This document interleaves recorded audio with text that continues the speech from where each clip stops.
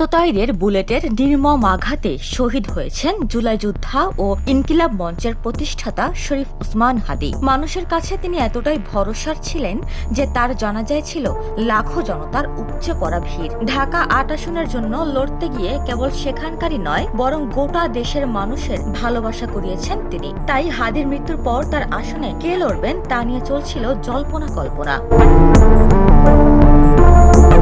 এবার সেই জল্পনা দূর করতে এগিয়েছেন আলোচিত সমালোচিত মডেল মেঘনা আলম। এবার ইনকিলাব মঞ্চের আহ্বায়ক ওসমান হাদীর আসনে প্রার্থী হচ্ছেন আলোচিত মডেল মেঘনা আলম। তার অফিসিয়াল ফেসবুক পেজের এক পোস্টে তিনি এই তথ্য জানিয়েছেন। পাশাপাশি সংসদ সদস্য হলে কি কি উন্নয়নমূলক কাজ করবেন সেসবও জানিয়েছেন তিনি। ঢাকা ৮ আসনকে বাংলাদেশের মধ্যে সবচেয়ে নারী বান্ধব ও নিরাপদ এলাকা হিসেবে গড়ে তুলতে চান তিনি। পোস্টে তিনি জানিয়েছেন, এই এলাকায় নারীদের নিরাপত্তা নিশ্চিত করতে আধুনিক ও কার্যকর বিশেষ সিসিটিভি ব্যবস্থা চালু করা হবে, যাতে পথ চলাচলের সময় কোনো নারী যেন অনাকাঙ্ক্ষিত ঘটনার সম্মুখীন না হন।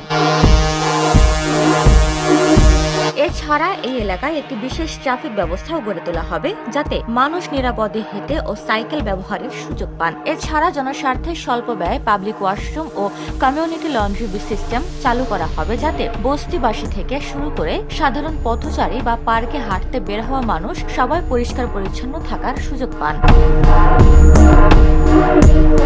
এই কারণে তিনি এমপি হলে এই এলাকায় মানুষের পুষ্টির চাহিদা পরিচ্ছন্ন এবং সামাজিক ও আইনগত জ্ঞান বৃদ্ধিকে সর্বোচ্চ অগ্রাধিকার দেবেন বলেও ফেসবুক পোস্টে উল্লেখ করেছেন তিনি।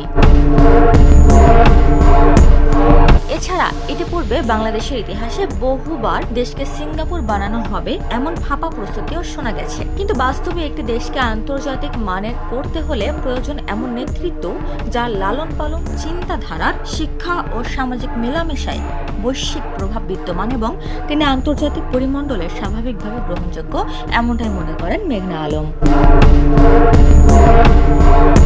ডেস্ক রিপোর্ট, সোনালী নিউজ।